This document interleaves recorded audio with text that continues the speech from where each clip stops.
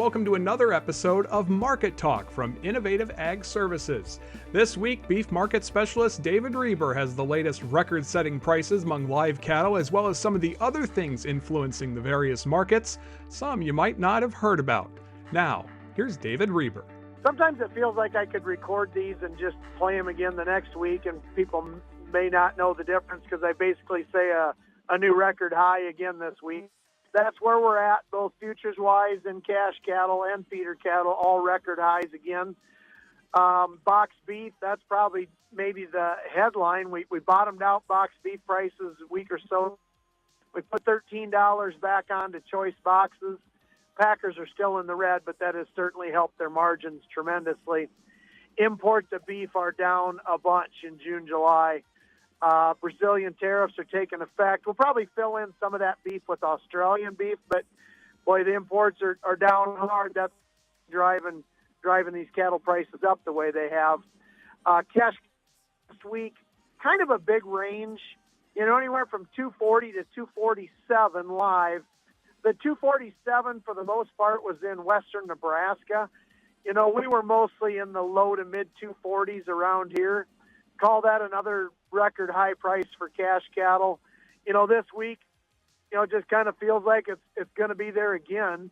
If you look back to last Thursday, the futures market crashed about $6-7, really for no reason, kind of a algorithm computer trading deal as much as anything. Well, they got some of it back on Friday and got it all back the last couple days on board prices that have been rallying big time. So, it just seems like whenever there's a little bump in the road, a couple days later, it's back up to record highs again. One of these times we'll set a high, and that will be the high, but, boy, we haven't done it yet. Feeder cattle prices just keep cranking higher. 8-weight steers, 340. The feeder index is right around 340. We were 320 a couple weeks ago on that. So, these feeder cattle it goes up in chunks of $5 to $10. Cost of gain kind of continuing to work itself a little softer. That corn feels like it's $4 or under. Hay's cheap, $60-70 a ton for grinding hay. Wet feed, both wet gluten and wet distillers are cheap. Cost of gains 90 cents, and some of them will be less than that. Some of these really efficient cattle feed for closer to 80 cents, but I'm still using 90 cents for a cost, and it could be less. Heifers, 5-6 cents higher, so 95, 96 cent cost to gain on them. Break evens on these new cattle getting laid in 230, I should say, or higher. We thought 220 was a scary number. Then we went to 225 for break evens. Now we're 230 or higher.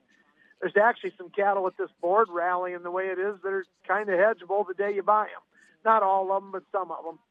If you can find the feeder cattle. There's certainly a tight supply. Obviously, that's driving a whole bunch of why the price is where it's at. Wild times we're in, folks. I made a comment to a guy earlier today. I said, 15 years from now, I think we'll be talking about this summer.